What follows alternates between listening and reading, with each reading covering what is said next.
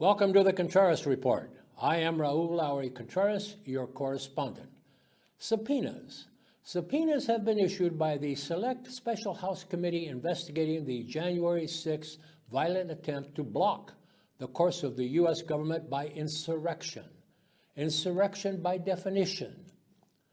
Insurrection is a legal definition in one of the oldest laws in the United States, the Insurrection Act of 1807.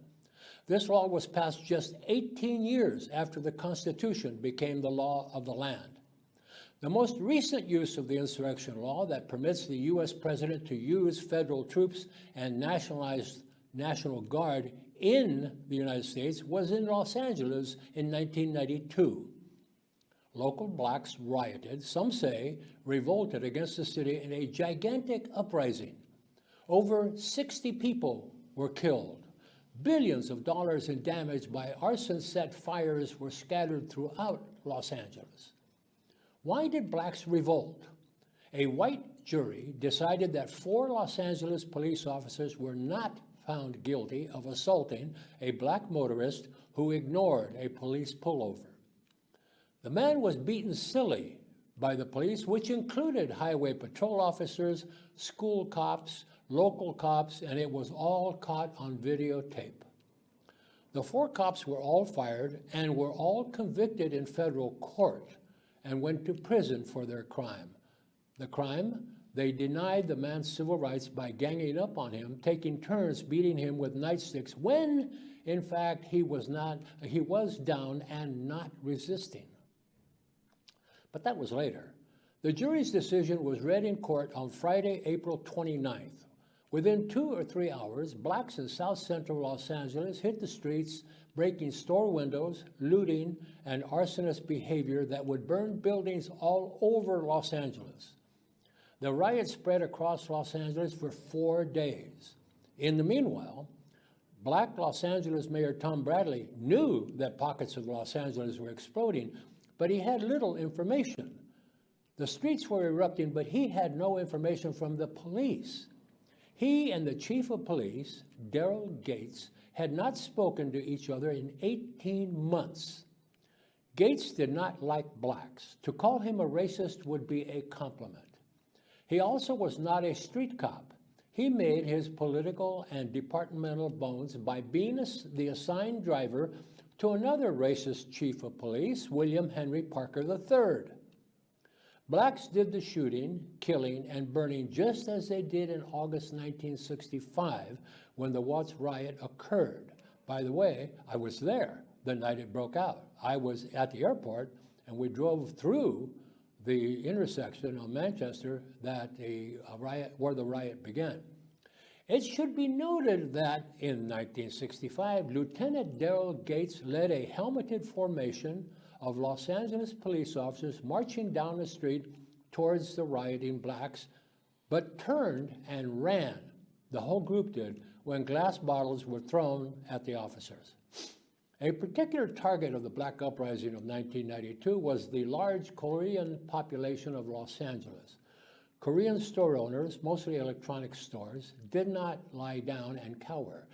They armed themselves and hired experienced Hispanic young men, and together they joined the invasion of Koreatown on the streets, the invasion by blacks intent on burning Koreatown to a pile of ashes.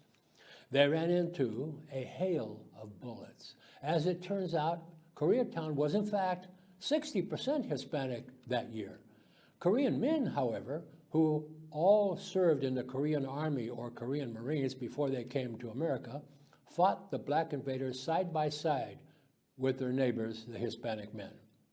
In East Los Angeles, the heaviest Los Angeles concentration of Hispanics was calmed down by Catholic priests, and the famous East Los Angeles Mexican gangs armed themselves and informed the Sheriff's Department to go to South Central. They, the Mexican gangs of East Los, would guard and protect the streets from invaders, and they did. One Sears store was looted, and the church gathered up all that material and took it back to Sears. Mayor Bradley, without information from the chief of police, asked Governor Pete Wilson a former Marine, for help. Wilson had already started the process of calling up the California National Guard, but ran into problems when it was discovered that there weren't enough bullets available in Los Angeles to arm a battalion, much less a regiment or division of California Guardsmen. Southern California's National Guard troops had rifles and pistols, but little ammunition. Bureaucratic National Guard officers, professionals they call themselves, located ammunition at Camp Roberts on the central California coast, about 150 miles north of Los Angeles. Helicopters were sent to pick up the ammo. The ammo on pallets, however, was too heavy for the helicopters to pick up. In Los Angeles, people were dying and buildings were in flames, and National Guard helicopters couldn't lift pallets of ammo. When the riot broke out, Chief of Police Daryl Gates was attending a political fundraising cocktail party. Gates stayed at the party for a while before he showed up at the police headquarters in downtown Los Angeles. National Guardsmen were gathering as ordered, but they had no ammunition for their rifles. Finally, with the city in flames, Guardsmen were issued 1 magazine of bullets per soldier and sent out into the streets to stop the biggest race riot since the Civil War in New York City. No one suggested to Governor Wilson that he ask the president to borrow ammunition from the 1st Marine Division just 60 miles away in San Diego County. But they did suggest that Governor Wilson ask President George H.W. Bush, the father of George W., to ask him for troops. Bush responded by activating the Insurrection Act of 1807. He sent U.S. Army soldiers from the 7th Infantry and Marines from the 1st Marine Division into Los Angeles to assist local and state authorities in shutting down the riot, or the uprising, and or the revolt, whichever you prefer to call it.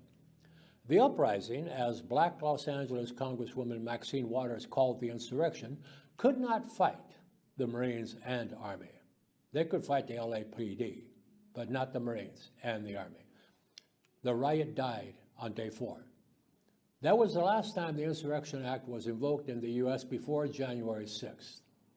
It came close to being activated on January 6th in the mind, that is, of responsible people who were appalled by the invading mob that breached security at the Capitol building and stopped Congress from doing its duty of accepting the Electoral College vote for President of the United States.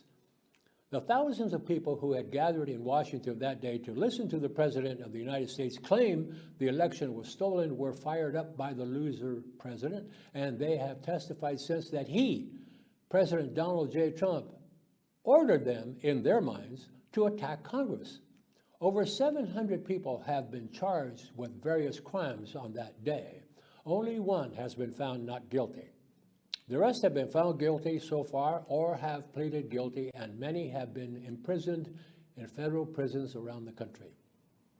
It seems that every day and week one of these insurrectionists have been found guilty and sent to jail, some for years, some as long as 7 years. But they weren't the only lawbreakers that day, January 6th. A number of Congresspeople have been named as suspects in helping the insurrection or to have information of the illegal activity or spoke to the president during the insurrection. Specifically, these 5 congressmen have been subpoenaed by the Select Committee. Representative Kevin McCarthy, Republican of California; Jim Jordan, Republican of Ohio; Scott Perry, Republican of Pennsylvania; Andy Biggs, Republican of Arizona; and Mo Brooks, Republican of Alabama. Mo Brooks should be remembered for he told the mob to kick ass and take names later. Jim Jordan is remembered because he talked to the president during the insurrection, but can't remember if he spoke to him once or twice or 3 times and at what time of the day that he talked to the president, before, during, or after the insurrection. Kevin McCarthy spoke to the president and asked the president to stop the insurrection. Congressman Perry apparently was involved in an attempted political coup in the Department of Justice by pushing a low-level official for Attorney General whose only function would be to help Trump contest the election. These people have information we Americans need to know. Will they testify? We don't know yet. But if I were the Speaker of the House, I would invoke the Constitution and demand these men testify. If they don't, the Speaker should announce that Congress won't go to court. It will simply expel these 5 members from Congress with a 2/3 majority vote of the House of Representatives. It can do that for any reason. Not honoring the subpoenas is breaking the law. No testimony. They go back to their homes without pensions and being forbidden to ever run for Congress again. Let's take a break, and when we return, we're going to talk about Mexico.